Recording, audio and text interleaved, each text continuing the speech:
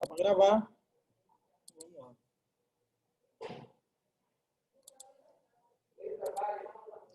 Bem, a primeira questão eu perguntei o seguinte: qual das opções abaixo, né, não é considerado um tipo de computador a partir da definição mais moderna de computador, que eu citei durante a aula, né?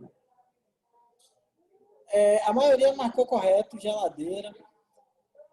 Algumas pessoas aqui marcaram desktop ou smartphone, não prestaram atenção na aula, né? Não é necessariamente dessa turma, pessoal, tá? Porque eu tenho duas turmas hoje, quarta-feira, as respostas delas todos estão aqui. Bem, alguém pode me questionar o seguinte: professor, geladeira, já existe geladeira smart, ela já funciona já com um sistema operacional, né? Uma espécie de plataforma, muito parecido com Android e tal. Sim, né? Mas aí seria smart, seria geladeira smart. Como aí só tem a geladeira, a gente está falando da geladeira comum e ela não é um computador, né? Bem, na outra questão eu perguntei, trata-se da parte estrutural de um PC do qual não conseguimos tocar, ou seja, quando eu falo da parte estrutural, é necessário para que o computador funcione, tá? Faz parte da estrutura básica de um computador. Só que a gente não pode tocar, a gente não consegue pegar. Embora exista e é uma estrutura importante do que estamos falando. Placa-mãe, eu consigo tocar. Tá? Ela existe fisicamente, eu consigo inclusive trocar a minha placa-mãe, se a minha der defeito, ou se eu quiser dar um upgrade no meu computador. Hardware é o termo que a gente usa para todos os componentes físicos que integram um computador, que criam um computador, é o hardware dele. Mainframes são aqueles supercomputadores, né? Aqueles servidores grandões. Então, a única coisa que é importante, faz parte da estrutura de um computador, mas a gente não consegue pegar, não é tátil, é o software. Tá?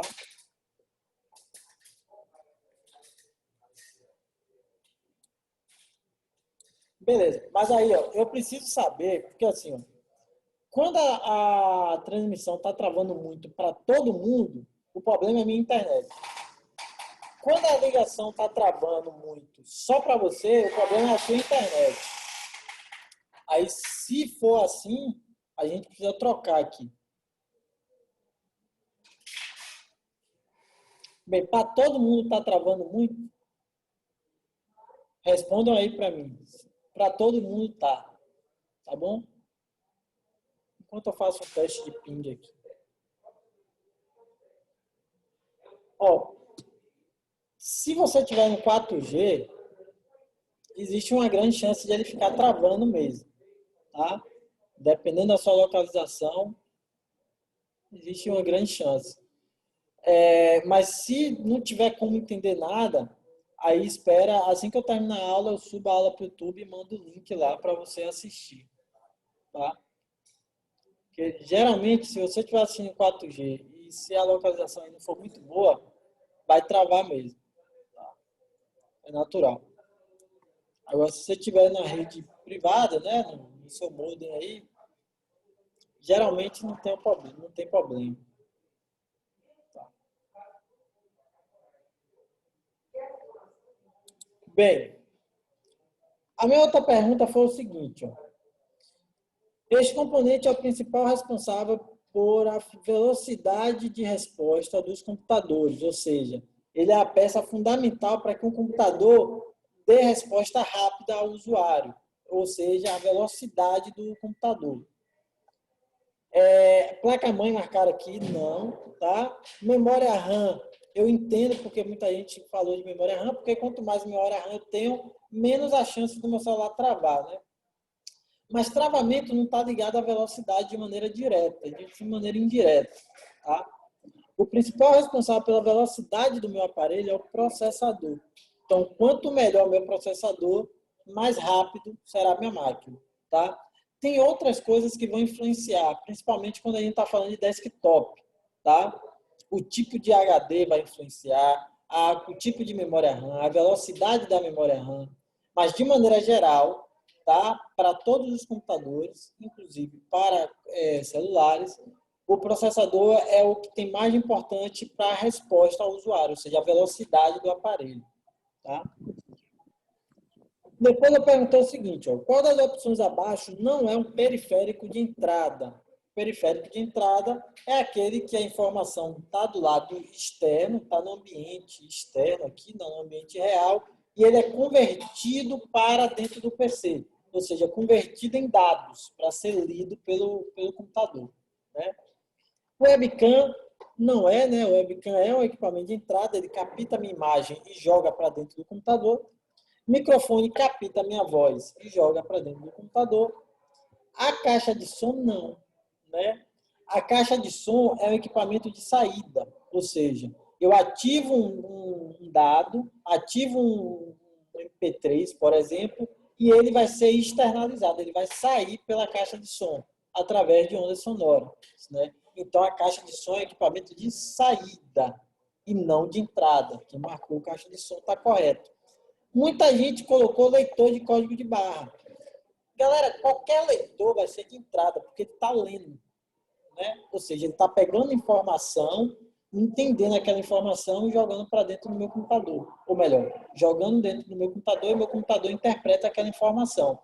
Então, o leitor está levando informação para dentro da máquina. Então, ele é de entrada e não de saída. Tá? Depois eu perguntei o seguinte, ó, e essa muita gente errou. Fernanda necessita comprar um computador que não seja caro e que possua alta portabilidade, ou seja, eu posso usar para qualquer lugar de maneira bem simples, consigo me locomover com ele, consigo colocar em qualquer lugarzinho para mim conseguir caminhar com ele. Além de já vir com os aplicativos básicos de escritório, ou seja, já vai vir instalado tudo que eu preciso para criar documentos, para fazer planilhas, para fazer apresentações. Qual seria o aparelho mais indicado para ela adquirir? Bem, ela quer que seja relativamente barato, que eu possa caminhar com ele para qualquer canto, botar dentro da bolsa ali e conseguir usar, e que já venha com os aplicativos instalados de escritório. Se tratando de custo-benefício, que é o que ela quer, né, que não seja caro, o mais indicado é o Chromebook, porque ele tem geralmente 10 polegadas, e 10 polegadas dá para botar numa bolsa, né, numa bolsa feminina. Ele é leve, ele tem uma resistência muito alta contra impacto, contra queda, e ele já vem com o aplicativo de escritório instalado, já vem com o Google Documentos, o Google Planilhas e o Google Apresentações nele, tá? E ele não é tão caro, né? O Chromebook, geralmente, ele está na casa dos R$ 800. Se eu for comprar um notebook, tá? O notebook ele é bem maior, então é mais difícil de locomover, ele é muito mais pesado, ele não tem resistência contra a queda, a maioria tem pouquíssima resistência até contra a água, tá? Então não seria muito interessante, além de geralmente ser um valor caro, tá? Ele é mais caro que um Chromebook. Então, o mais indicado seria o Chromebook mesmo, tá? É o mais indicado. Quem marcou desktop, provavelmente esqueceu que desktop é um aparelho que fica em sua mesa, com estabilizador, com fio. Então, não tem como você levar seu desktop para tudo que é lugar. Vou para a faculdade, vou arrancar meu CPU lá, os cabos, tudo, botar debaixo do braço e levar para a faculdade? Não. Então, não é um aparelho portável, né?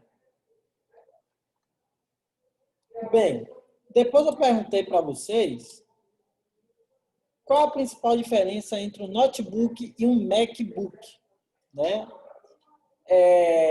O sistema operacional são totalmente diferentes. Sim, é basicamente isso.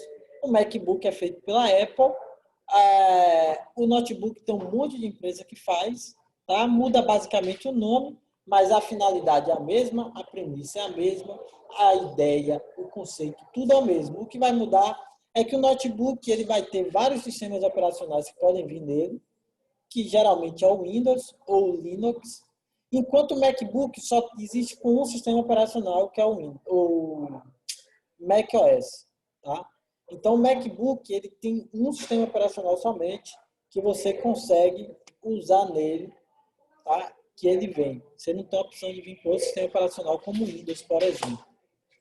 Ah, professor, eu vi na internet que um cara colocou o Windows no MacBook. Tudo bem, você consegue burlar o sistema, mas não é mais indicado.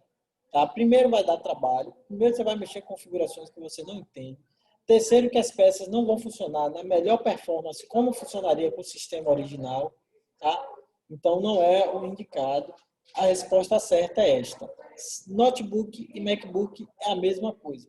Só muda que o MacBook só vem no sistema operacional da Apple, tá?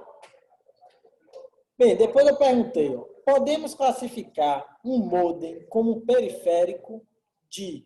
Então, um modem, aquele aparelhinho que você provavelmente tem em casa que recebe o sinal da internet e transmite para o seu celular ou seu computador, né? Que tipo de periférico ele é? De saída? Maybe. Entrada? Maybe. Entrada e saída? Correto. Porque quando eu digo a você, ó, o que eu estou falando, o seu modem vai receber um sinal de internet, ou seja, está entrando uma informação para ele, e ele vai transmitir esse sinal de internet para seus aparelhos, ou seja, ele recebe informação e envia informação, recebe e transmite, recebe e transmite. E do seu celular ele também recebe informações para dar respostas. Tá? Então o modem, aquele aparelho, ele é um híbrido. Ele é tanto de entrada quanto de saída. Tá? Depois, qual computador que se faz necessário para uso em servidores por ter alto desempenho no armazenamento e processamento de dados, ou seja, ele consegue armazenar um volume muito grande de informações, de dados, e ele consegue fazer a processamento dessas informações muito rápido. Né? Desktop gamer? Não. Desktop gamer não é usado para servidor, é focado em jogos. Tá? HD ou SSD, isso não é um computador. Isso é uma tecnologia de armazenamento. Né? O tipo de armazenamento do computador, e não o computador em si. Desktop da Apple, não. E mainframes, correto. Que são aqueles servidores grandões, tá? Que você vai ter vários HDs ali dentro, várias memórias de armazenamento, tá? Geralmente ele fica uma prateleira cheio deles, e que eles servem só para acessar informações e guardar informações. Na penúltima questão, eu perguntei o seguinte: ó, qual a melhor definição para gabinete na área de computação e TI, que é tecnologia da informação? O que é um gabinete? A grande maioria acertou. Local onde são armazenados de maneira protegida a parte de hardware do PC. Ou seja, o gabinete é aquela peça que eu vou colocar tudo ali dentro e ele vai fazer a proteção. Algumas pessoas vão chamar gabinete de CPU, tá? Não tem problema se você chama e a outra pessoa entende, mas tecnicamente falando, não, tá? CPU é o processador do computador. Esse é o CPU, tá? Que é em inglês, é unidade central de processamento. Então, é Central Processing Unit, tá? Então, a unidade central de processamento, ou CPU, é o meu processador, mas vai ter algumas pessoas chamando o gabinete de CPU. Se você chamar e outra pessoa entendeu, beleza, mas tecnicamente falando, o equipamento onde eu coloco as peças dentro para ter a proteção e ter todo o mecanismo de ventilação é o gabinete e não um CPU. Tá? Por fim, eu perguntei qual o processo padrão de comunicação do computador com o usuário? Né? Qual é o passo a passo quando eu faço algo? Algumas pessoas responderam aqui, ó, processamento, hardware, software e usuário. O problema é que antes do processamento eu tenho que ter entrada. Por quê? Porque eu preciso fazer alguma coisa para gerar o processamento. Né? O computador não faz o processamento por si só. Tá? Senão ele mesmo se montava. Né? Então, não. Primeiro eu tenho a entrada, depois o computador processa isso e depois me dá uma resposta que é o momento de saída. Então, é entrada, processamento e saída. Esse tenho certeza que acertei. Do outro não lembro. Quer que eu abra aqui? Eu posso abrir sua prova aqui se você quiser, tá, Maria? Se você quiser, eu abro ela aqui para a gente dar uma olhada. Dá uma pausada aqui.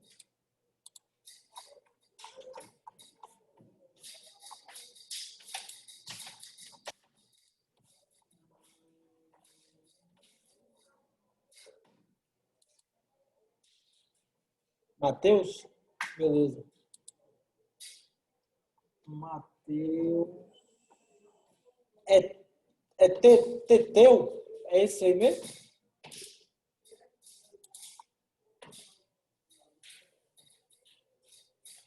Beleza. Vou abrir de Mariana e depois eu dou uma olhada de Matheus.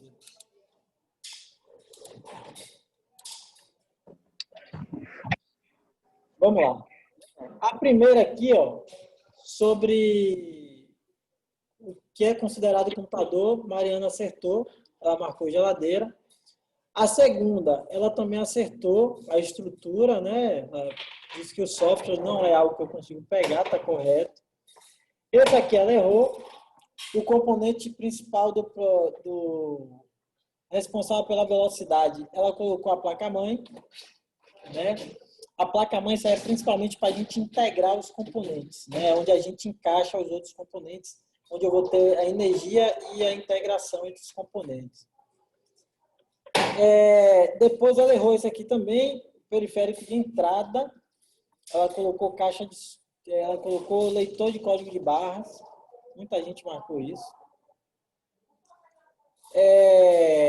Depois a questão aqui do tipo de computador, também errou, Mari.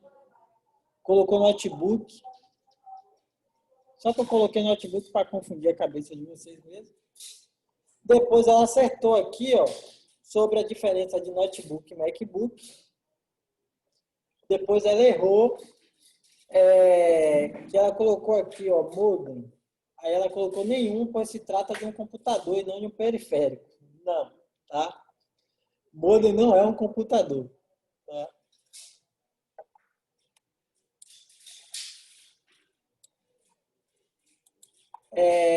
Depois ela errou aqui também, colocou desktop gamer como melhor para armazenamento e processamento. E aqui também, Mari errou. Qual a melhor definição para gabinete? Ela colocou ambiente de refrigeração e manutenção de temperatura da máquina. Essa eu vou perdoar.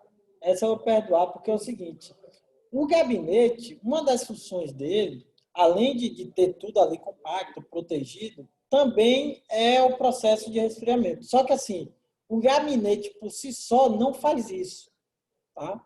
Você precisa de um mecanismo ali. Pode ser um coolers, que é os ventiladorzinhos, pode ser um water cooler, que é através de água, pode ser a refrigeração a gás, tá?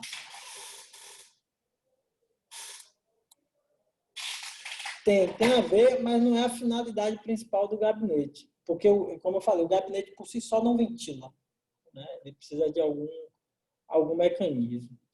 E o último ela acertou. Tá? Qual o processo padrão de comunicação do usuário? Ela acertou entrada, processamento, saída. Ela tirou 50. Tá? Mário tirou 50. Agora, Matheus pediu também, né? Vamos ver, Matheus. Matheus tirou 90. Matheus tirou uma nota alta.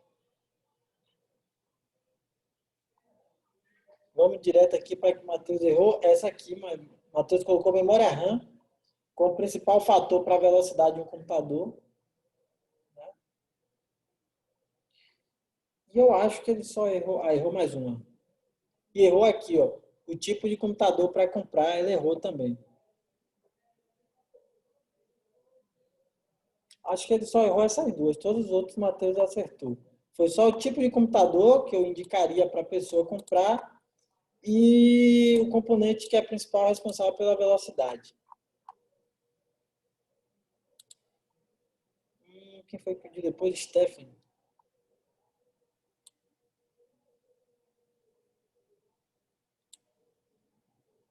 Stephanie, seu e-mail é como? Stephanie Soares. Tirou 70. Vamos ver qual você errou. Você errou a da memória também. Principal componente pela velocidade do computador, você também botou memória RAM. É o vício do celular, sabia? Vocês sempre olham assim, o celular tem pouca memória RAM ou muito. Aí, tanto vocês acostumaram, acho que vocês pensam que a memória RAM é mais importante. E o do notebook também errou. E a diferença entre notebook e MacBook você também errou. Você colocou o desempenho. O MacBook tem um desempenho extremamente melhor que o notebook. Não. Se você, tipo, um MacBook, o mais barato deve ser o quê? 8.000. Se você comprar um notebook de 8.000, que provavelmente vai ser um notebook gamer, ele tem um desempenho muito parecido e talvez seja ainda melhor. E aqui também, ó, qual computador que é necessário para servidor? Também errou, você colocou aqui HD. Só, errou esses três. Ficou com 70. E quem foi mais? Acho que foi quem me pediu, foi só vocês, né? A Larissa. A Larissa quer saber quando tomou.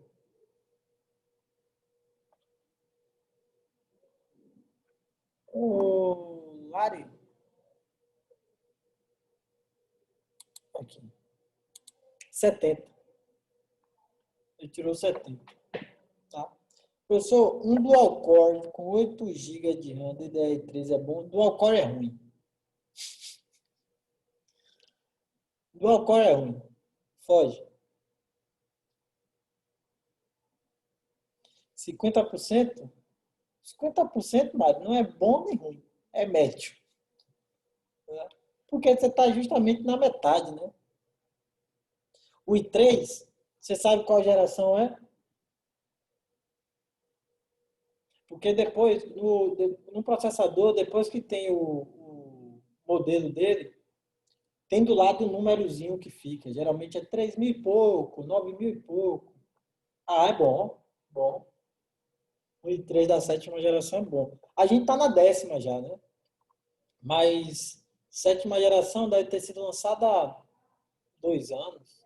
É bom. É bom. Óbvio que a gente tem que ver o valor, né?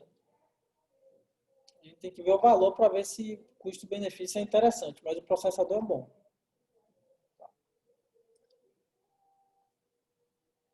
É, hoje a gente vai ver sobre o Windows. Mas antes eu ia fazer uma pergunta a vocês. Esses 2 últimos dias, meu sobrinho está enchendo o saco lá, jogando um jogo chamado Among Us. Among Us. Enfim, se a gente for escrever, fica Among Us, tá? Among Us. E eu tô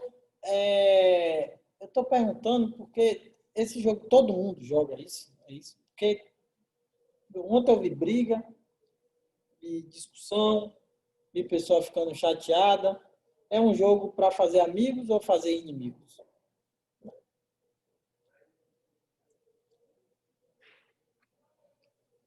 Eu também não tive paciência, não. Ele encheu meu saco para me baixar. Ele jogou lá, jogou ele, minha irmã e minha namorada. Encheu meu saco, pai. Eu não baixei, não, porque eu não tenho paciência. Eu sou um pouco paciente. Um pouco dos dois. É melhor não. Joga esse jogo.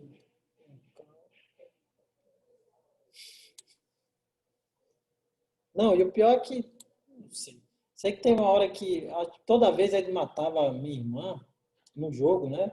Até porque se fosse na vida real só tem como matar uma vez, né? É, e aí minha irmã ficava pirada lá e começava a discutir. Eu não tenho paciência, não. Celular, é pelo celular que eles estavam jogando. Estão jogando pelo celular.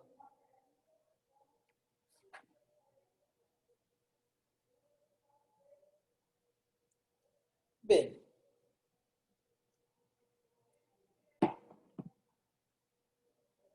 vamos lá, né? Vamos começar. Hoje a gente vai falar sobre o Windows, que é o nosso sistema operacional que está de fundo, inclusive, hoje aqui no background. Assim, vocês vão usar o Windows com frequência, tá? Assim, 99% dos lugares que vocês forem, vai ser o Windows que vocês vão usar. Então é bom você saber pelo menos o básico sobre o Windows, tá? A gente vai falar hoje sobre as principais funções do sistema operacional. Depois a gente vai falar sobre as versões que já existiram. Depois a gente vai falar sobre gerenciamento de arquivos. E nesse momento a gente vai falar sobre alguns atalhos que vocês vão usar com frequência e vocês precisam saber que eles existem para que eles servem. Tá? Bem, o sistema operacional ele faz a ponte entre o hardware e o software. Ele é um software, mas ele é o mecanismo com o qual eu interajo com a parte de hardware. Tá? Óbvio que eu vou precisar instalar drives, hoje em dia é automático. Você baixa o Windows, ele já baixa os drives básicos todos. Você não precisa se preocupar com isso, por isso que a gente não fala mais sobre ele nas aulas. Mas é ele que vai fazer a interação, como você vai conseguir interagir com sua máquina. Tá?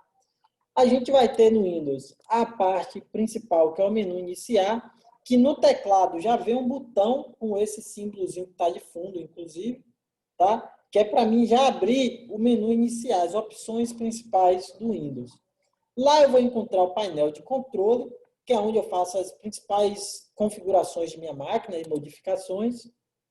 Lá a gente vai ter uma espécie de loja virtual também, que hoje o Windows melhorou bastante. Antes não servia praticamente para nada.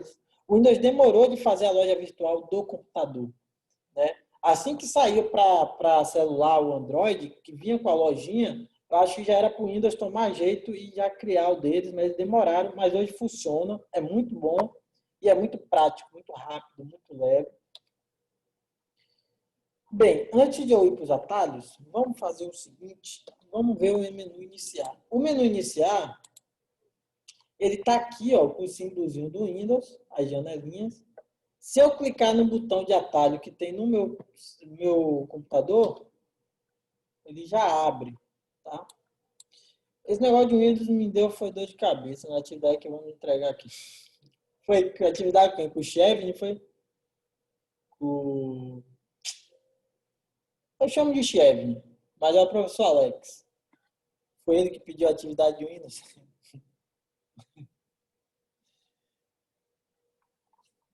Qual foi a dor de cabeça? Porque, assim, talvez seja porque eu estou acostumado, ele é muito natural as coisas para mim. Né? Você abre aqui o Windows, é como se fosse as opções gerais do Android, quando abre aquela tela com todos os aplicativos. A diferença é que os aplicativos aqui, eles estão por nomenclatura, né, por ordem alfabética. Então, você tem aqui tudo que você instalou, vai estar aqui presente no menu iniciar, por ordem alfabética. Tá? Vai ter tudo, você consegue chegar onde você quer a partir daqui.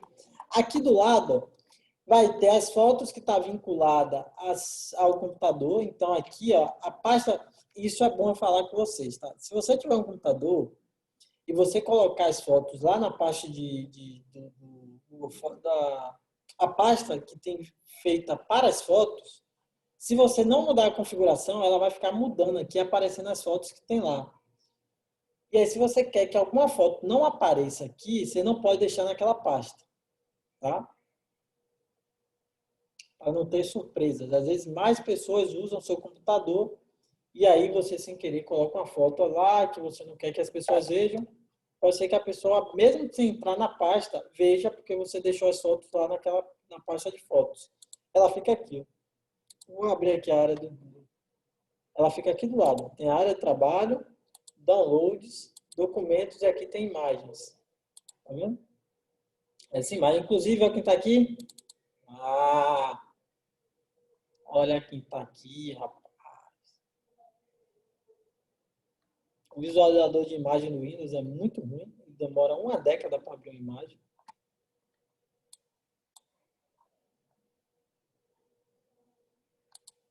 Mas eu acho que vocês estão vendo o rapaz aqui, ó. Que é o nosso garoto Chiev. De bicicletinha ainda. Rapaz elegante. Bem, aqui no menu iniciar também, a gente vai ter a loja. Vou abrir aqui a loja para a gente dar uma olhada. Já apareceu até aqui um jogo aqui, ó. Pop Gears. Gears Pop. Jogo gratuito. Você clica. É igualzinho a loja do Android. Tá? Você clica, ele vai abrir, vai dizer do que se trata, a visão geral do jogo.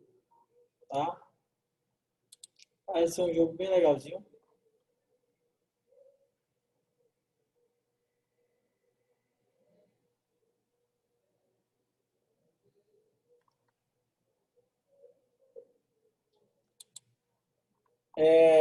Vou voltar.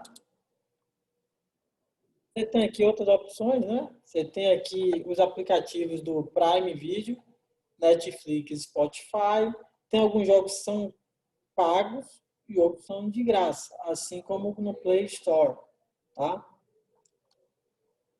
A Microsoft tem um negócio legal que é o seguinte: se você assina o plano dele de Game Pass, ele lhe dá um monte de jogo. Assim, o jogo não fica permanente seu, né? Mas você tem acesso a uma biblioteca de jogos pagos imenso que você pode baixar e jogar porque você paga uma mensalidade por mês. É a mesma coisa que acontece na Netflix, por exemplo, ou no Amazon Prime. Você paga no mês, né? Por mês, e aí você tem acesso a vários jogos. Quero jogar o The Sims 4, mas não tenho dinheiro, nem computador. Aí não ter computador é um problema. Não tenho dinheiro. Enfim, não quero comprometer meu emprego falando sobre crimes virtuais. Mas não ter dinheiro não é um problema.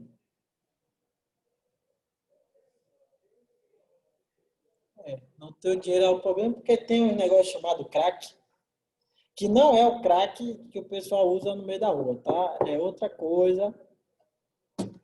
Enfim, vamos evitar piadas que rendam processos.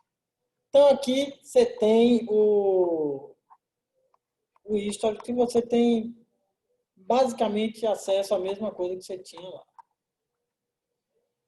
Bem, aqui também eu posso ir no painel de controle.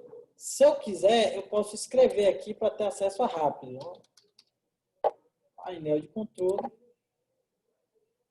E aqui eu posso desinstalar os programas. O Windows ele tem essa burocracia por alguns motivos, tá? No Android, eu pego o aplicativo, clico, seguro e arrasto, eu já desinstalo ele, né? Aqui não. Aqui você não pode simplesmente chegar lá e apagar um programa. Você tem que vir aqui, ó, desinstalar o programa, vai aparecer todos que estão instalados. Aí você escolhe o que você quer e clica em desinstalar. Tá? Se você apagar diretamente, em vez de desinstalar pelo Windows, fica muito arquivo solto no computador, ocupando espaço, às vezes ocupando sua memória RAM, que não está mais aí.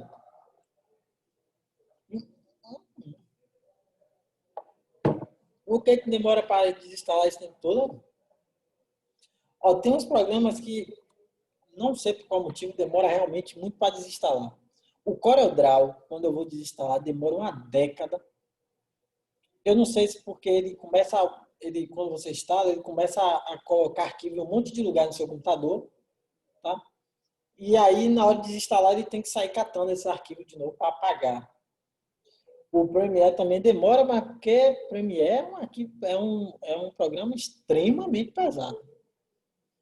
Para você ter ideia, no computador para editar filme, ele precisa ter uma capacidade de hardware praticamente igual a um computador game.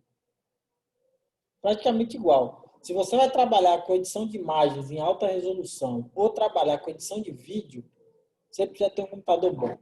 E quando eu digo bom, é bom mesmo. Você vai gastar aí, no mínimo, uns R$ 6.000 aí para montar esse PC. No mínimo.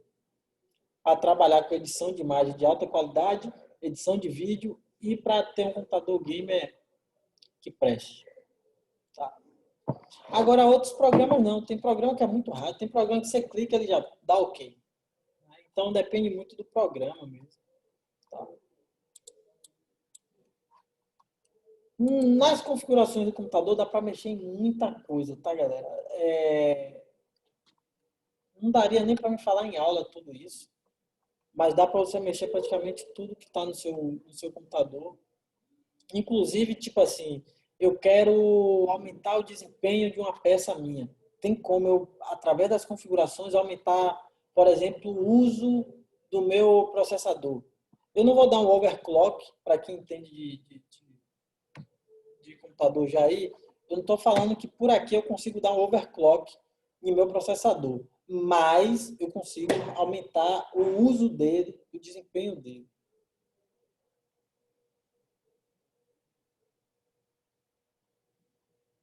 Ah, não. Renderizar vídeo?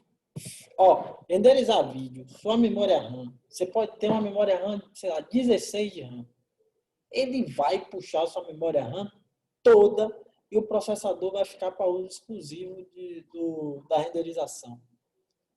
E não precisava nem ser no Adobe, tá? Eu já tive que subir um canal que eu ajudava a gerenciar, um canal não, uma página no Facebook. Quando eu ia renderizar para jogar para o Facebook, meu computador ficava uma draga, ficava horrível, horrível.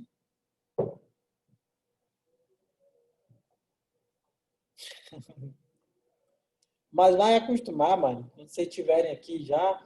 Se bem que assim, acho que vocês já podem vir assistir aula aqui, né? Acho que a Alec já falou isso. Então, quando vocês estiverem aqui, vocês vão acostumando com a máquina. Ah, Lara, mas aí depende do vídeo. Depende do vídeo. Se você está com vídeo com uma qualidade alta, celular não renderiza, não.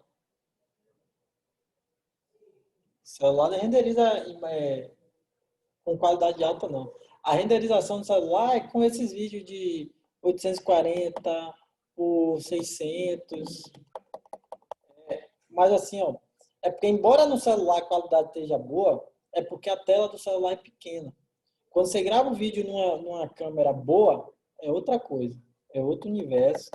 Porque a resolução, realmente, se eu meter num telão, a qualidade vai ser muito melhor. 110 megas? 110 megas é um vídeo pequeno. É um vídeo com a qualidade até... Se ele não for pequeno, a qualidade é bem baixa. Um vídeo com a qualidade alta, geralmente ele vai ter... Vamos supor que seja um vídeo de 30 minutos. Ele vai ter aí na casa de 2 gigas. Entre 1 giga e 2 gigas.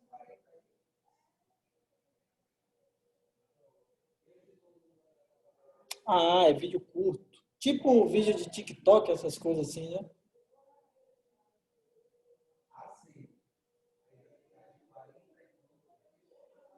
Assim, a gente tá esperando a pandemia, galera, passar, né? Chegar essa vacina aí pra gente tomar, porque a gente quer fazer muita coisa. Inclusive, para quem gosta de jogar, a gente fazia campeonato antes da pandemia e a gente queria fazer outros campeonatos, né? Então, a gente tentou fazer um campeonato de LoL, deu pouquíssima gente, a gente acabou abandonando. Fez um campeonato de X1 de LoL, porque deu pouca gente, a gente fez X1. A gente fez 3 campeonatos de Free Fire.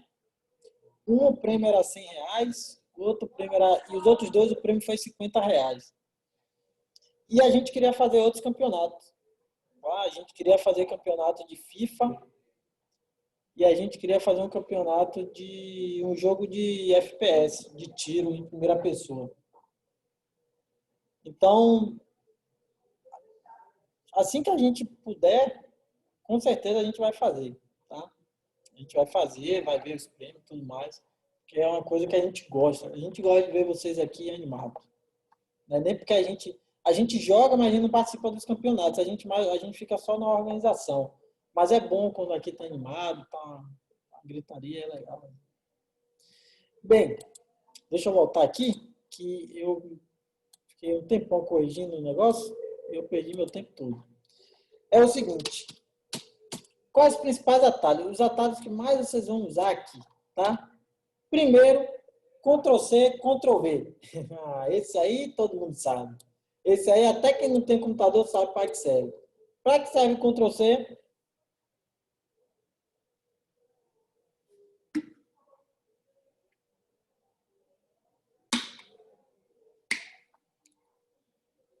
E o Ctrl+V?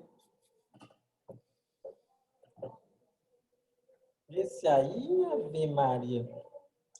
Falou em trabalho da escola, é isso mesmo, Lara. Copiar e colar. Nunca usou. Um pilantra. A gente usa para selecionar, não é só texto, né? Para qualquer coisa serve Ctrl+C, Ctrl+V. O Ctrl+C, Ctrl+V é uma tecla que a gente chama de tecla universal. Ou seja, se eu usar o Photoshop e dar Ctrl+C, Ctrl+V, vai copiar e colar alguma coisa. Se eu usar o Word, isso. Se eu usar o CorelDRAW, isso. Se eu usar numa pasta, se eu pegar uma pasta, dar Ctrl+C e depois apertar Ctrl+V, ele vai copiar a pasta. Então, é universal. Serve tanto para o Windows quanto para qualquer outro programa. Ctrl+Z. Alguém sabe me dizer para que serve o Ctrl+Z? Isso é uma tecla que quem trabalha com edição, vixe, usa demais, demais.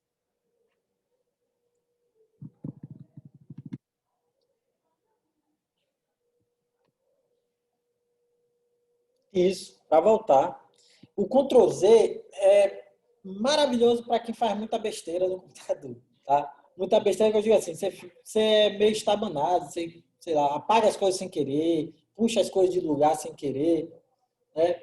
Então, para quem é assim, Ctrl+Z resolve. Também a tecla universal. Então, ele sempre vai voltar à última coisa que eu fiz. Sempre. Então, apaguei uma foto que não era para apagar. Dei um delete lá. Dou Ctrl+Z. Ele volta. Na verdade, eu já não tenho uma pessoa indecisa. Aí é pior que você ia ficar fazendo e voltando. Fazendo. E lembrando que a vida real não tem atalho. Tá? Se fez merda, não tem Ctrl+Z. Então é melhor você pensar antes de fazer a besteira, porque não tem Ctrl+Z, não tem load game, você não tem como carregar o último jogo salvo, tá? Fez besteira, não tem como voltar atrás. Quer dizer, não tem como desfazer o que você fez. Voltar atrás até que tem. Enfim, não é aula de psicologia, nem de autoajuda, nem de coach, né? Vamos para a próxima. Bem, todo mundo sabe que tecla é a backspace. Essa tecla aqui, ó, backspace.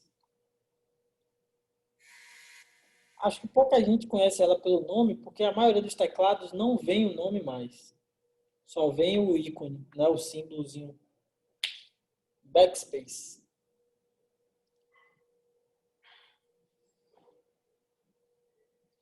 Não. Isso. O backspace é para apagar. Só que o delete, e alguém, com certeza, por mais que você não conheça a tecla, você já ouviu alguém falando, rapaz, você tem que deletar fulano de sua vida. Ah, você precisa deletar esse negócio de sua cabeça. O delete também serve para apagar, tá? Mas qual a diferença entre o backspace e o delete?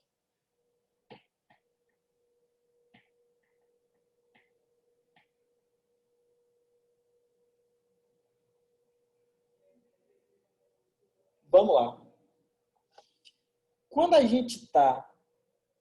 A tecla universal para apagar as coisas é o delete, tá? Não é que ele apaga tudo, tá? É porque ele vai funcionar de uma maneira diferente. Quando eu estou descrevendo alguma coisa, o backspace vai apagar o que está à esquerda. Tá? O que está à esquerda da onde eu estou escrevendo. Vou mostrar para vocês que fica mais evidente. Deixa eu ver se tem um Word aqui. Espero que tenha e que funcione. Pronto. Note. Vou aumentar a letra aqui, porque está um pouco pequena. Vou escrever aqui, ó. Vou escrever meu nome.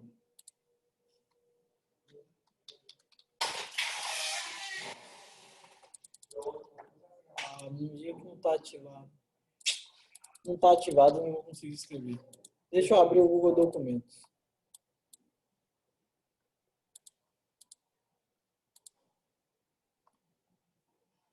Pronto. O que eu vou conseguir? Vou escrever aqui meu nome. Vamos supor que eu queira apagar o que eu acabei de escrever. Eu vou usar o backspace, né? A setinha, que vai dizer que eu vou voltando. Ah, deixa eu fazer o seguinte. Deixa eu abrir o teclado virtual aqui. Eu mostro por aqui. Pronto. Então, se meu mouse está aqui depois do O. Se eu apertar o backspace, ó, eu vou apagando o que está anteriormente. Mas vamos supor que eu use o delete para apagar. O delete, ele vai apagar só o que está à direita. Então, se eu apertar o delete agora, ele não vai apagar nada. Vou apertar o delete aqui. Cadê o delete? Esse negócio aqui. Ele não vai apagar nada. Agora, se eu colocar aqui, ó, antes do M, onde está a minha setinha? Está aqui antes do M. Se eu apertar delete, ele apaga. Porque enquanto o backspace vai apagar o que está à esquerda, o delete vai apagar o que está à direita. Tá? Então, às vezes eu posso estar escrevendo aqui e digitei alguma coisa errada, né? Aqui. Mas se eu digitei errado e eu já passei, eu posso voltar com a setinha mesmo aqui, ó, e apertar o delete até onde eu quero que apague. Então, o backspace vai apagar o que está à esquerda e o delete vai apagar o que está à direita, para você não ter que ficar clicando no mouse e apertar toda hora. Às vezes, só usando o teclado você consegue fazer. Além disso, tá?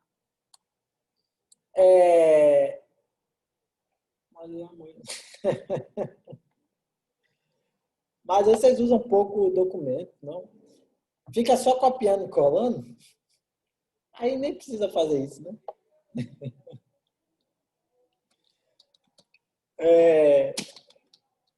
O delete é para apagar universalmente. O que isso quer dizer? Se eu estou aqui, vamos supor que eu quero apagar essa bandeira da China aqui, ó. Algum comunista aqui usou o computador e salvou a bandeira da China. Deve ser o professor Chiev. Esse nome russo aí deve ser comunista. Vou selecionar aqui, ó. Se eu apertar backspace, ele não apaga, porque o backspace não serve para isso, de maneira global, tá? Agora, se eu selecionar e apertar delete, ele apaga, ele foi para a lixeira, tá? Se eu abrir a lixeira, tá aqui, ó. É esse aqui, tá? E aí vem um pulo do gato também, tá? Se eu der Ctrl Z, ele volta. Quer ver que vai voltar a bandeira?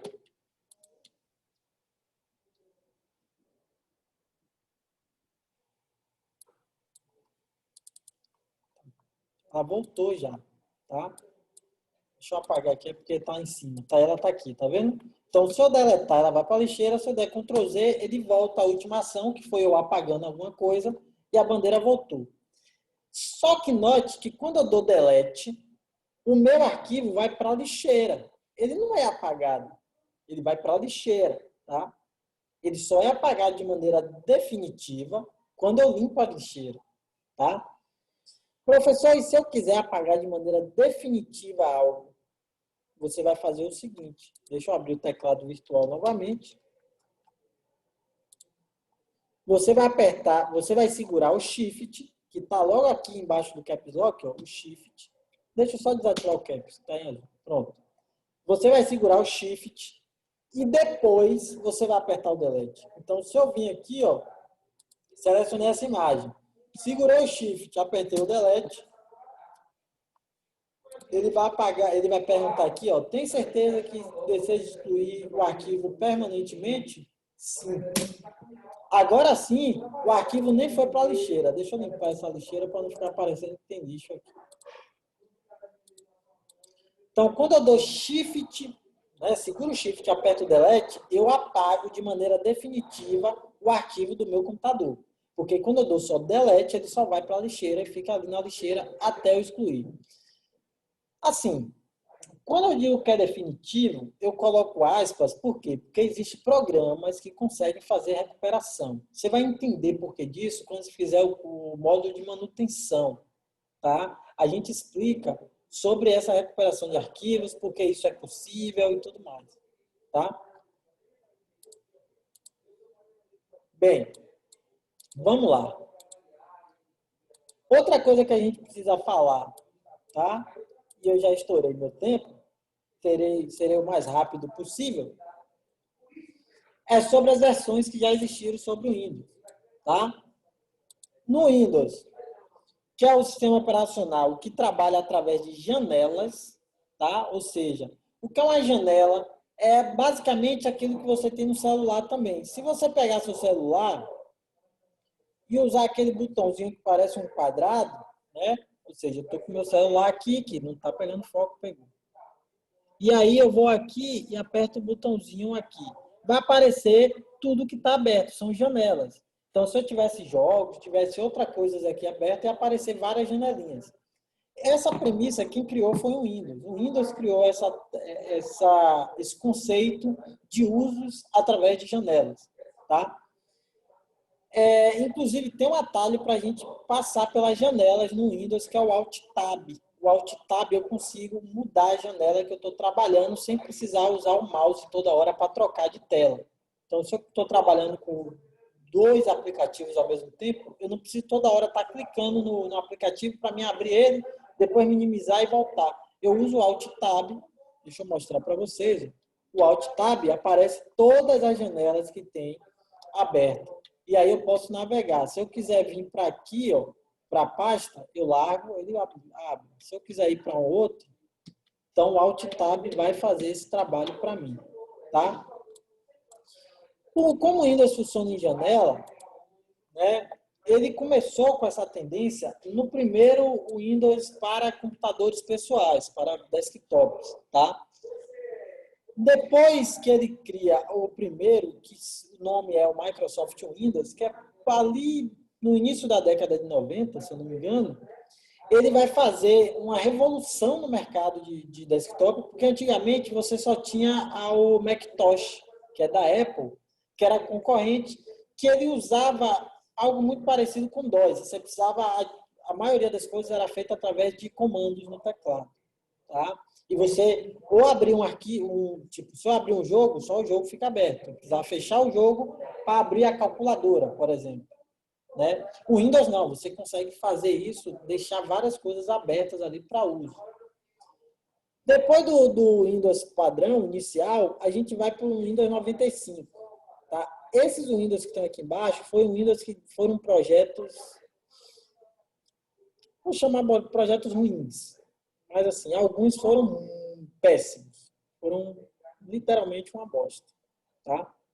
O Windows 95 foi até interessante, foi até bom, mas ele tinha muito erro ainda. Parecia que ele não estava pronto para ser lançado, mas como ele precisava de algo no mercado, ele lançou aquele negócio parecendo que estava em beta. Tá?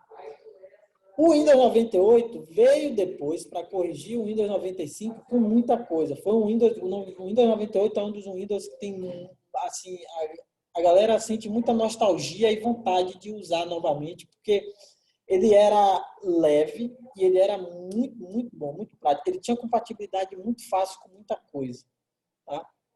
Depois eles criaram o Windows Millennium, que é o Windows ME, que era uma porcaria. É um Windows que, na época, só servia para colocar em servidores, porque era incompatibilidade muito alta, precisava, toda hora tinha uma atualização nova para ser dada, tinha muita coisa, tinha muito código que você ia usar um jogo, ele entrava em conflito e dava erro. Tá? Então, o Windows ME foi muito ruim para o usuário comum. Muito ruim. Era bom para servidores, mas para o usuário comum era muito ruim. Servidores era bom porque ele tinha uma proteção muito grande contra invasões. Tá? Depois eles fizeram o Windows XP, que é considerado o melhor de todos os tempos. Tem gente que até hoje usa o Windows XP. Tá? Porque ele, além de ser leve, ele demorava um pouquinho para iniciar o Windows, mas depois ele era muito leve e ele assim funciona com tudo.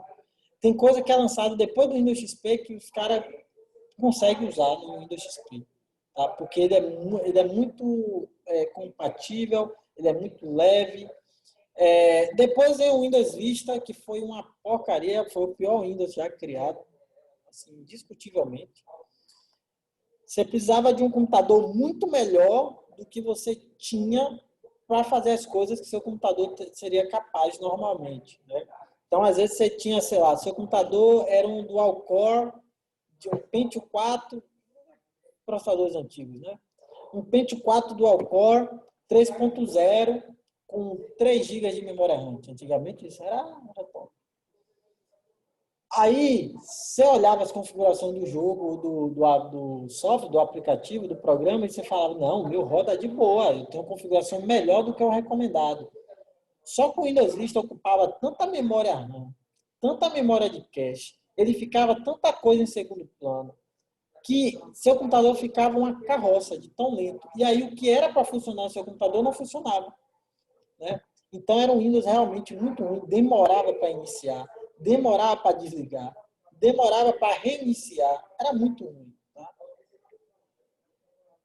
Ele só tinha um design um pouco elegante, mas fora isso, horrível. Depois veio o Windows 7, que é o que a maioria dos computadores aqui tem. O Windows 7 um sistema operacional muito bom. Tá? Ele parou de ser atualizado no início desse ano pela Microsoft, mas é um computador, é um sistema operacional muito bom e a galera também gosta muito do Windows 7. A maioria dos computadores hoje no mundo ainda são Windows 7. Tá? Depois eles fizeram o Windows 8, que foi outra cagada que eles fizeram. Tá? Provavelmente você pode ter o Windows 8 no seu computador. Tá? Se você tiver, troca que é ruim. Tá? Também é pesado, também tem muita coisa que roda nele que não deveria estar rodando, e aí ocupa cache de memória, ocupa sua memória.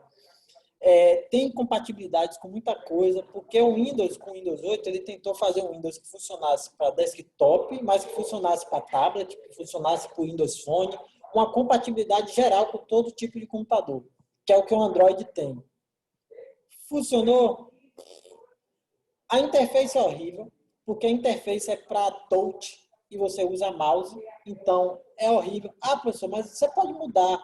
Pode, mas ele foi feito para aquilo. Então tem coisas ali que estão rodando no seu sistema operacional para ele ser daquele jeito. E você não precisava ter aquilo ali. Né? Então é lento também. E você tem alguns problemas nele que não conseguiram bater de frente com o Android e com os portáteis. Tanto é que os Lumia morreram junto tudo, né? E agora o atual é o Windows 10, é o que eu estou na máquina, inclusive, tá? Existem críticas que são feitas para o Windows 10, mas o Windows 10 hoje é um sistema operacional muito bom, muito fluido. Ele consegue... Acabou aquele problema todo de drive. Antigamente, galera, para você formatar um computador e depois você conseguir usar ele, você tinha que fazer... você tinha que formatar ele, depois você ia ter que caçar drive, você ia ter que instalar drive. Às vezes o drive não era compatível, ou às vezes você baixava o drive errado. Tal. O Windows 10 ele facilita a sua vida, que hoje você formata o computador, se tem um cabo de internet, de rede, conectado ao seu computador, ele já identifica a internet, já atualiza tudo, já faz... Assim, o Windows 10 ele realmente ele é extremamente funcional. Você pode até preferir a cara do Windows 7, o design e tal, mas o Windows 10 é extremamente funcional e depois das últimas atualizações ele ficou muito top.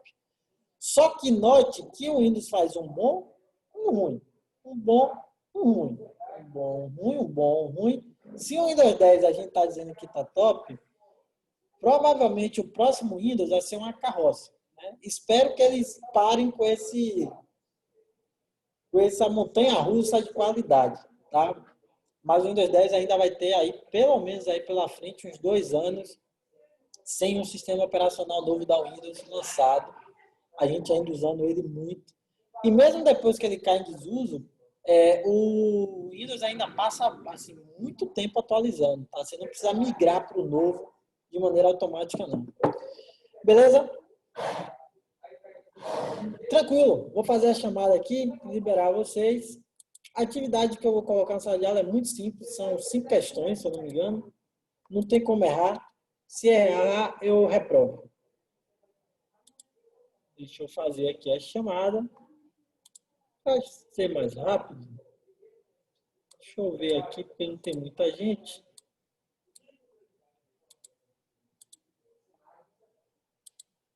Quem está aí é Larissa. Então, vou botar aqui a presença de Larissa.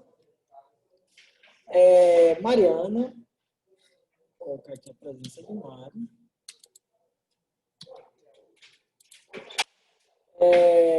Matheus. Vou colocar a presença de Matheus.